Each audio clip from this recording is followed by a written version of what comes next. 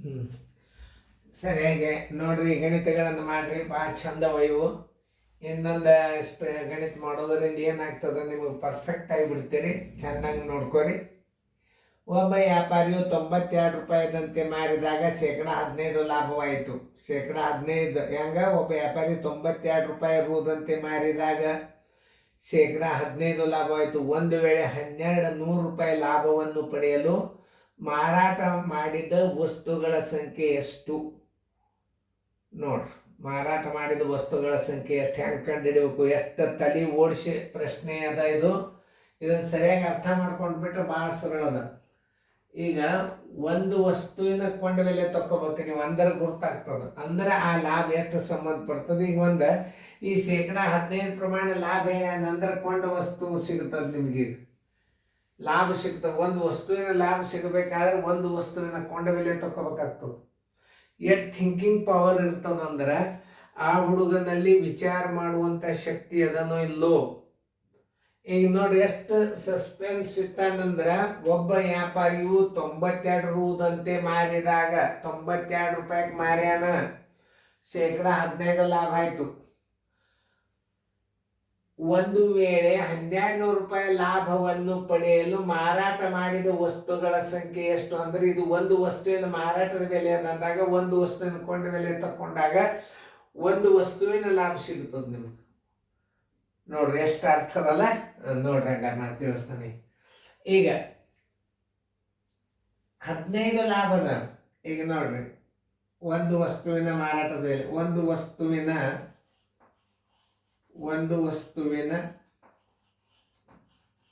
ಮಾರಾಟದ ಬೆಲೆ ಬರೋಬ್ಬರಿ 92 ರೂಪಾಯಿ. 92 ರೂಪಾಯಿ. ಏನು ಲಾಭ ಬರೋಬ್ಬರಿ ಶೇಕಡ 15.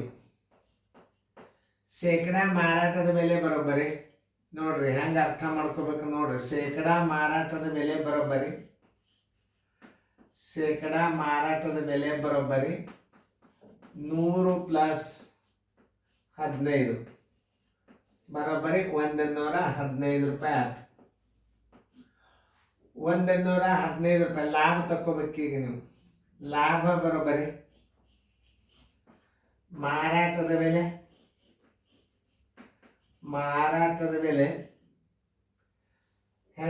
ಇದನ್ನು ತಕ್ಕೋರಿ. ಏನೋ ಕೊಂಡ ಬೆಲೆ ತಕ್ಕೋಬೇಕಲ್ಲ. ಮಾರಾಟದ ಬೆಲೆ ಬೇಡ, ಕೊಂಡ ಬೆಲೆ ಬೇಕಾಗಿದೆ ಈಗ ನೀವು. ನೋಡಿ, 115 ಮಾರಾಟದ ಬೆಲೆ ಇದ್ದಾಗ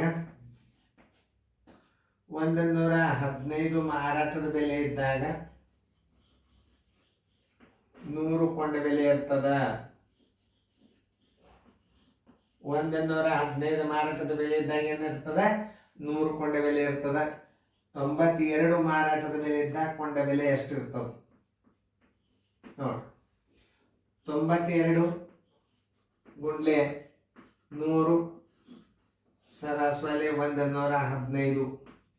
ಈಗ ಒಂದು ವಸ್ತುವಿನ ಕೊಂಡ ಬೆಲೆ ಬರ್ತದೆ 23 ಐದ್ಲೆ 204, 5 ಒಂದಲೆ 5 20. ನೋಡ್ರಿ, 24 ಏನಾಯ್ತು? 80 ರೂಪಾಯಿ ಕೊಂಡ ಬೆಲೆ ಬಂತೀವಿ. ನೋಡ್ರಿ, ಈಗ ಅರ್ಥ ಆಯ್ತು ನಿಮಗೆ. ಈಗ ಒಂದು ವಸ್ತುವಿನ ಲಾಭ ಸಿಗ್ತದೆ. ಒಂದು ವಸ್ತುವಿನ ಲಾಭ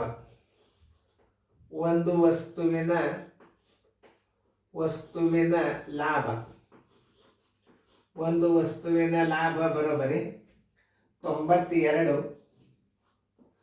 ಮೈನಸ್ 80 ಅಂದ್ರೆ ಏನಾಯ್ತು? 12 ರೂಪಾಯಿ ಲಾಭ ಆಯ್ತು. ನೋಡ್ರಿ ಎಷ್ಟು ಅರ್ಥದ ನೋಡ್ರಿ. 12 ರೂಪಾಯಿ ಲಾಭ ಬರಬೇಕಾದ್ರೆ 12 ರೂಪಾಯಿ ಲಾಭ ಬರೋಬ್ಬರಿ ಒಂದು ವಸ್ತು ಮಾರಿರ್ತಾನೆ. ಒಂದು ವಸ್ತು ಮಾರುತ್ತಾನೆ.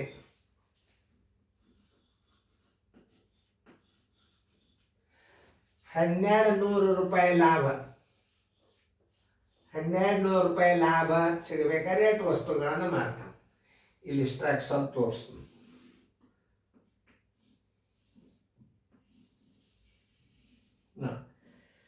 1200 1200 ಇಂಟು 1 ಸರ್ವಾಸ್ ಬಾಗಲೆ ಎಷ್ಟು 12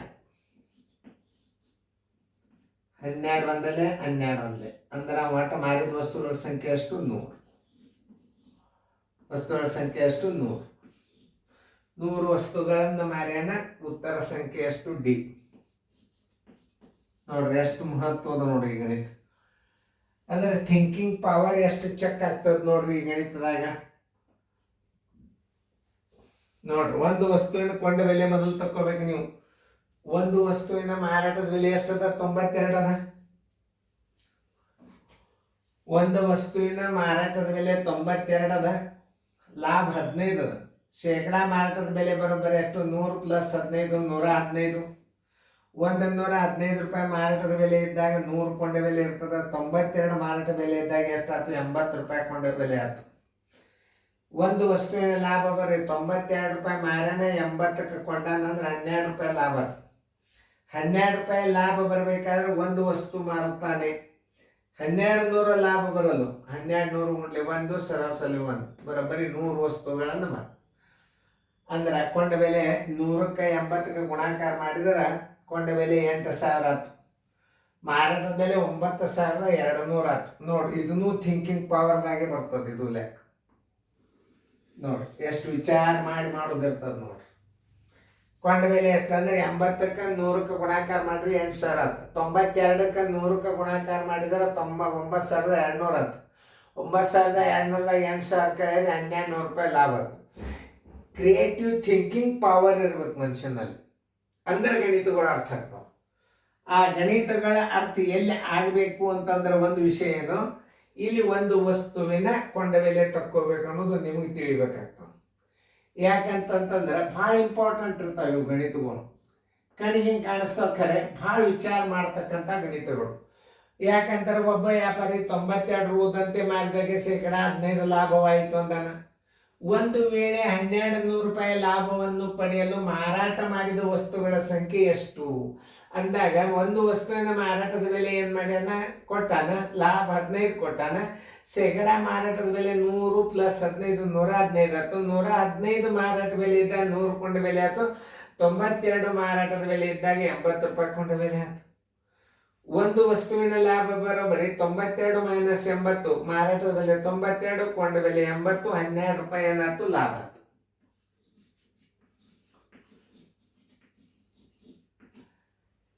₹12 ಲಾಭ ಬರಬೇಕಾದ್ರೆ ಒಂದು ವಸ್ತು ಮಾರುತ್ತಾನೆ. 1200 ಲಾಭ ಬರಲು 1200 ಗುಂಡ್ಲೆ 1 ಸರಾಸರಿ 100 ವಸ್ತುಗಳನ್ನು ಮಾರಿ. ಕೊಂಡ ಬೆಲೆ ಕೇಳಿದ್ರೆ ಇದಕ್ಕೆ 80 ಗುಣಾಕಾರ ಮಾಡ್ರಿ 8000. 92ಕ್ಕೆ 100 ಗುಣಾಕಾರ ಮಾಡ್ರಿ 9200 ಆಯ್ತು. 9200ದಾಗ 8000 ಕಳೆದ್ರೆ 1200 ರೂಪಾಯಿ ಲಾಭ ಆಯ್ತು. ಎಲ್ಲ ರೀತಿಯಿಂದ ಗಣಿತಗಳನ್ನ ತಿಳ್ಕೊಬೇಕು ನೋಡ್ರಿ. ಒಬ್ಬ ಹಣ್ಣಿನ ವ್ಯಾಪಾರಿಯು 14 ಡಜನ್ ಕಿತ್ತಳೆ ಹಣ್ಣುಗಳನ್ನು ಡಜನ್ 3 ಕೊಂಡನು. ನಂತೆ 1 ಡಜನ್ಗೆ ನಂತೆ, 2 ಡಜನ್ ರಂತೆ. ಅವುಗಳಲ್ಲಿ 20 ಹಣ್ಣುಗಳು ಕೊಳೆತು ಹೋಗಿದ್ದವು. ಅವು ಉಳಿದವುಗಳನ್ನು 1 ಡಜನಕ್ಕೆ 3.72 ರೂದಂತೆ ಮಾರಿದರೆ ಅವನಿಗಾದ ಶೇಕಡಾ ಲಾಭ ಎಷ್ಟು? ಸ್ವಲ್ಪ ಗಣಿತ ಒಂದು ಸ್ವಲ್ಪ ವಿಚಾರ ಮಾಡ್ರಿ. ಕೊಂಡ ಬೆಲೆ ತಕ್ಕೊಳ್ಳಿ ನೋಡ್ರಿ, ತಿಳಿಸ್ತಾನೆ. ಕೊಂಡ ಬೆಲೆ ಬರೋಬ್ಬರಿ 14 ಡಜನ್. 1 ಡಜನ್ಗೆ 3, 14 ಮೂರ್ಲೆ 42 ರೂಪಾಯಿ ಕೊಂಡ ಬೆಲೆ ಆಯ್ತು ನೋಡ್ರಿ. ಇನ್ನು ಮಾರೇನೆಷ್ಟು ಅಂದ್ರೆ 20 ಕೊಡ್ತಾವ. 14 ಡಜನ್ ಹಣ್ಣುಗಳಂದ್ರೆ ನೀವು ಏನ್ ಮಾಡ್ಬೇಕು, 14 ಡಜನ್ ಹಣ್ಣುಗಳು ಬರೋಬ್ಬರಿ ಡಜನ್ ಹಣ್ಣುಗಳು ಬರೋಬ್ಬರಿ ಖುಲ್ಲಾ ಮಾಡ್ಕೋಬೇಕು. 14 ಗುಂಡ್ಲೆ 12, 12 ಹಣ್ಣಂದ್ರೆ 1 ಡಜನ್ 168 ಹಣ್ಣುಗಳದು. ಯಾಕಂದ್ರೆ ಅಲ್ಲಿ ಕೊಳತಾ 120 ಅಂದ್ರೆ ಖುಲ್ಲಾ ಮಾಡ್ಕೋಬೇಕಲ್ಲ. ಈಗ ನಾವು ಉಳಿದ ಹಣ್ಣುಗಳು ಬರೋಬ್ಬರಿ ಅಂದ್ರೆ ಮಾರಾಟ ಮಾಡಬೇಕಾದ ಉಳಿದ ಹಣ್ಣುಗಳು ಬರೋಬ್ಬರಿ ಉಳಿದ ಹಣ್ಣುಗಳನ್ನು ಮಾರಾಟ ಮಾಡಬೇಕಾದ ಹಣ್ಣುಗಳು ಬರೋಬರಿ. ಕೊಳತದ ಹಣ್ಣುಗಳನ್ನು ಕಳೀರಿ. 168ರೊಳಗೆ 20 ಎಷ್ಟು ಕೊಳತಾವಂದ್ರೆ ನೀವು ಮಾರಬೇಕಾದದ್ದು 148 ಹಣ್ಣುಗಳನ್ನು ಮಾರಬೇಕೀಗ. ಕೊಂಡ ಬೆಲೆ ಏನು? 14 1 ಡಜನ್ಗೆ 3 ರೂಪಾಯಿ ಆಯ್ತು. 14 3 42 ರೂಪಾಯಿ ಆಯ್ತು. 14 ಡಜನ್ ಹಣ್ಣುಗಳು ಬರೋಬರಿ 14 ಗುಂಡ್ಲೆ 12 168 ಹಣ್ಣುಗಳದು. 168 ಹಣ್ಣುಗಳದು. ಮಾರಾಟ ಮಾಡಬೇಕಾದ ಹಣ್ಣುಗಳ ಸಂಖ್ಯೆ, ಉಳಿದ ಹಣ್ಣುಗಳನ್ನು ತಗೋಬೇಕಾದ್ರೆ ಒಟ್ಟು ಹಣ್ಣುಗಳದಾಗ ಕೊಳೆತ ಹಣ್ಣುಗಳನ್ನು ಕಳಿಬೇಕು. ಮೊದಲು ಎಲ್ಲ ಪರ್ಟಿಕ್ಯುಲರ್ ರೀತಿ ಪ್ರಕಾರ ಬಿಡಿಸ್ತಿದ್ವಿ ನಾವು. ಈಗ ಹಂಗಲ್ಲ. 168 ಒಟ್ಟು ಹಣ್ಣುಗಳನ್ನು ಕೊಂಡಾನ. 14 ಡಜನ್ ಅಂದ್ರು ಒಂದೇ, 168 ಹಣ್ಣು ಅಂದ್ರು ಒಂದೇ. 20 ಕೊಡ್ತಾ 148 ಮಾರಬೇಕಾಯ್ತು. ಇಲ್ಲಿ 1 ಡಜನಕ್ಕೆ ಹೆಂಗೆ ಮಾರ್ಯಾನ? 3.72ಕ್ಕೆ ಮಾರ್ಯಾನ. ಇಲ್ಲಿ ಒಂದು ಹಣ್ಣಿನ ಬೆಲೆ ತಕ್ಕೋಬೇಕು ನೀವು. ಒಂದು ಹಣ್ಣು ಎಷ್ಟಕ್ಕೆ ಮಾರಿತನೂ ತಕ್ಕೋಬೇಕದು. ಈಗ ನೋಡಿ, 12 ಹಣ್ಣಿಗೆ 12 ಹಣ್ಣಿಗೆ ಬರೋಬ್ಬರಿ ಎಷ್ಟು? 3.72. 148 ಹಣ್ಣಿಗೆ ಎಷ್ಟು? ಹಣ್ಣಿಗೆ ಬರೋಬ್ಬರಿ ಎಷ್ಟು ಮಾರಿದ ಹಣ್ಣು, ಮಾರಾಟದ ಬೆಲೆ ಎಷ್ಟು? 14 ಹಣ್ಣಿಗೆ 3.72 ಆದ್ರೆ 148 ಹಣ್ಣಿಗೆ 148 ಗುಂಡ್ಲೆ 3.72 ಸರ್ವಾಸ್ ಬಾಗ್ಲೆ 12 ಗುಂಡ್ಲೆ ಇಲ್ಲಿ 100 ಹಾಕೋಬೇಕು. ಸ್ಥಾನ ಬೆಲೆ ಅದ, ಹುಷಾರ್. ಈಗ 100 ಹಂಗೆ ಕಾಯ್ಕೋರಿ. 12 ಒಂದಲೇ 12 3ಲೇ 36, 12 ಒಂದಲೇ 12 ಅಂದ್ರೆ 31 ಪೈಸೆಗೆ ಒಂದು ಹಣ್ಣು ಮಾರಿತು. 1 ಡಜನಕ್ಕೆ 3.72 ಅಂದ್ರೆ ಒಂದು ಹಣ್ಣಿಗೆ ಎಷ್ಟಾಯ್ತು? 36. 148ಕ್ಕೆ 31ಕ್ಕೆ ಗುಣಾಕಾರ ಮಾಡ್ರಿ ಕಚ್ಚಾದಾಗ. 148 ಗುಂಡ್ಲೆ 31. 148 ಇಡ್ರಿ. ಆಮೇಲೆ ಗುಂಡ್ಲೆ ಹಾಕ್ರಿ. 3 8 24 ಕೈಲ ಬಂತು 2. 14 3 42 43 44 8 8 4 1 5 4ಕ್ಕೆ 4 45.88 ಆಯ್ತು. 45.88 ನೋಡ್ರಿ, ಇನ್ನೊಂದ್ಸಲ ತಪ್ಪಬಾರ್ದು. 148 ಒಂದರಲ್ಲೇ ಅದ. 3 8 24 2 14 4 44 8 4 4 8 4 45 88 ಮಾರಾಟದ ಬೆಲೆ ಆಯ್ತು. ಕೊಂಡ ಬೆಲೆ ಎಷ್ಟದ? 42 ಅದ. ಮಾರಾಟ ಬೆಲೆ 45.88 ಆಯ್ತು. ನೋಡ್ರಿ, ಇಂಥ ಗಣಿತಗಳನ್ನು ಸರಿಯಾಗಿ ತಿಳ್ಕೋಬೇಕು ನೀವು. ಬಹಳ ದೊಡ್ಡ ವಿಶೇಷವಾದಂತಹ ಗಣಿತಗಳು.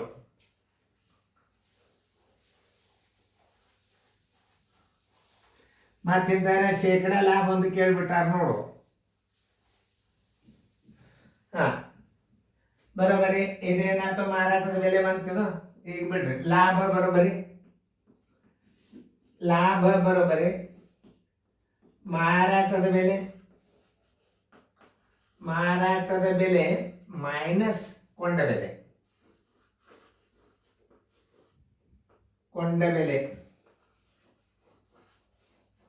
ಮಾರಾಟದ ಬೆಲೆ 45.88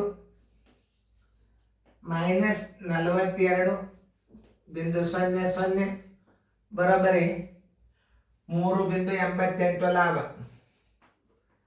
3.88 ಲಾಭ.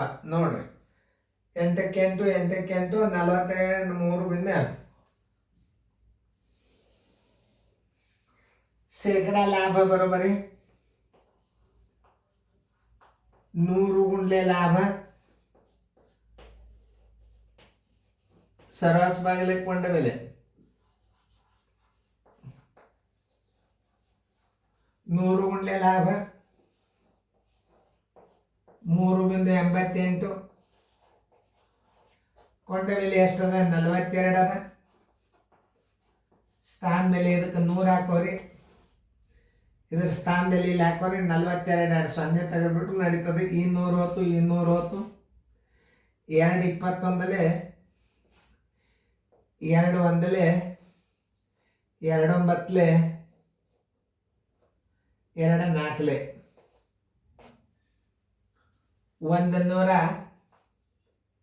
194 ಬಾಗಿಲಿ 21 9 189 5 ಉಳಿತು 5 21% ಲಾಭ. ನೋಡಿ ಶೇಕಡ ಲಾಭ ಬರೋಬ್ಬರಿ ಎಷ್ಟು?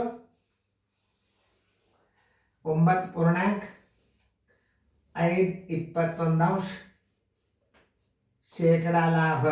ಇಲ್ಲದ ನೋಡಿ ಹುಡುಕ್ಯಾಡ್ರಿ. 9.5 ಶೇಕಡ ಲಾಭ. ಉತ್ತರ ಸಂಖ್ಯೆ ಡಿ.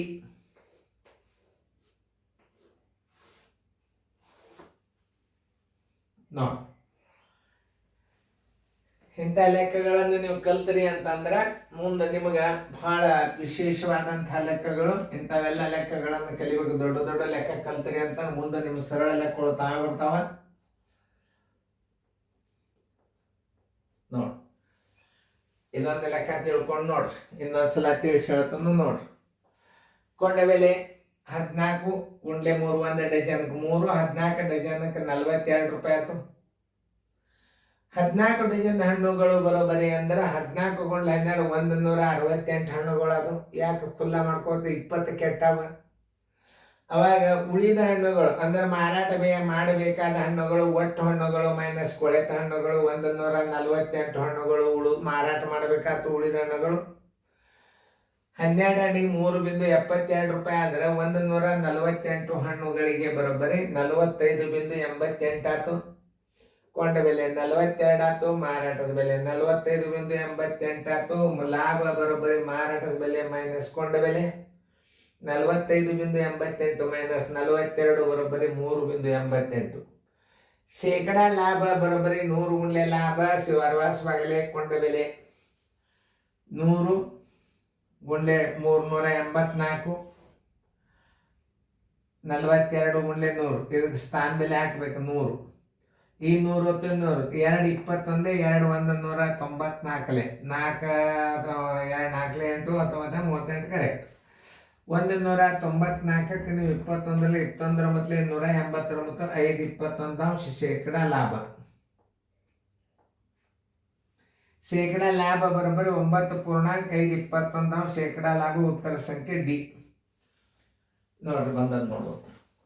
ಇಂಥ ಗಣಿತಗಳನ್ನು ನೀವು ಭಾಳ ರಿವಿಷನ್ ಮಾಡಬೇಕು. ಚೆನ್ನಾಗಿ ನೋಟ್ಬುಕ್ದಾಗ ನೀವು ಮತ್ತೊಂದು ರೀಪ್ಲೇ ಮಾಡೋದು ನೋಡೋದು. ಇನ್ನು 2 ಗಣಿತ ಹಾಕಿಬಿಟ್ರೆ ನಿಮ್ಮ ಲಾಭ ನೇಮಕ ನಂಬರ್ ಮುಗೀತು. ಚೆಂದಾಗಿ ಮುಂದಿನ ಮಾದರಿಗಳು ಕ್ವಶನ್ ಪೇಪರ್ದನ್ನು ಬಿಡಿಸ್ರಿ, ಶಣ್ಯರಾಗ್ರಿ. Thank you boys. ಚೆನ್ನಾಗಿ ನೋಡ್ಕೊರಿ. ಎಲ್ಲ ವಿದ್ಯಾರ್ಥಿಗಳು ಬರ್ಕೋರಿ ಫೇರ್ದಾಗ. ಇವು ನಾಳೆಲ್ಲ ಜೂನಕ್ಕೆ ಏನಾಗ್ತದೆ ಸ್ಟೇಟಸ್ನ್ಯಾಗ ಬರ್ತಾವೆ. ಅಭ್ಯಾಸ ಕ್ರಮಬದ್ಧವಾದ ಅಭ್ಯಾಸ ಬರ್ತದೆ. 24 ತಾಸು ಅಭ್ಯಾಸ ಇರ್ತದೆ. ನಂಬರ್ ಸೇವ್ ಮಾಡಿಕೊಡ್ರಿ, ಸ್ಟೇಟಸ್ದಾಗ ನೋಡ್ರಿ. ಈ ಬೋರ್ಡ್ ಮ್ಯಾಲೆ ಇದ್ದಂಥ ನಂಬರನ್ನು ಸೇವ್ ಮಾಡ್ಕೊರಿ ನಿಮ್ಮ ಮೊಬೈಲ್ದಾಗ. ಸ್ಟೇಟಸ್ದಾಗ ನೀವು ಜಾಯ್ನ್ ಆಗಿರಿ. ವಾಟ್ಸಪ್ದಾಗ ದಿನಾಲು ಹೋಮ್ವರ್ಕ್ ಬರ್ತದೆ. ಕೋಚಿಂಗ್ ಕ್ಲಾಸ್ನ್ಯಾಗೂ ನೀವು ಅಭ್ಯಾಸ ಮಾಡಿ ಮನ್ಯಾಗ ಬಂದು ರಿವಿಷನ್ ಮಾಡ್ಬೋದು. ನಿಮಗೆ 100% ರಿಸಲ್ಟ್ ಬರ್ತದೆ. ಜೋಶಿ ಸರ್ ವಿಡಿಯೋ ಕೋಚಿಂಗ್ ಅಭ್ಯಾಸ ಮಾಡಿದ್ದು ಹುಡುಗಿತ್ತಂದ್ರೆ ನಮ್ಗೆ ಒಳಗೆ ಬಿಡ್ರಿ ಅನ್ಬೇಕು ಪ್ರತಿಯೊಬ್ಬರು ಕೋಚಿಂಗ್ ಕ್ಲಾಸ್ನಾಗ. ಅಂದ್ರೆ ನೀವು ಮನೆಯೊಳಗೆ ಅಷ್ಟು ತಯಾರಾಗಬೇಕು. ರೂಢಿ ಮಾಡ್ಕೊರಿ. 30 ತನಕ ಮಗ್ಗಿ ಬೈಪಾಟ್ ಮಾಡಿರಿ. ಗಣಿತಗಳನ್ನು ಸರಿಯಾಗಿ ತಿಳ್ಕೊರಿ. ಹೇಳಾಗ ನೋಡ್ರಿ, ಲಕ್ಷ ಕೊಟ್ಟು ನೋಡ್ರಿ, ಬೋರ್ಡ್ ಕಡೆ ನೋಡ್ರಿ. ಎಷ್ಟು ಕಷ್ಟಪಟ್ಟು ನಾವು ವಿಡಿಯೋ ಮಾಡ್ತಿರ್ತೀವಿ. ಒಂದು ಗಣಿತ ತಪ್ಪಿತಂದ್ರೆ ಎಷ್ಟು ಮತ್ತು ಎಲ್ಲ ರಿಟರ್ನ್ ಅಳಗಿಸಿ ಮಾಡ್ತಿರ್ತದೆ. ಅದಕ್ಕೆ ಬೆಲೆ ಕೊಡಬೇಕಾಗ್ತದೆ. ನೀವು ಪಾಲಕರು, ಶಿಕ್ಷಕರು, ನಿಮ್ಮ ಜೋಶಿ ಸರ್ ಕೋಚಿಂಗ್ ಕ್ಲಾಸ್ ಕಾಳಜಿ ಮಾಡಿರಿ. ಧನ್ಯವಾದಗಳು.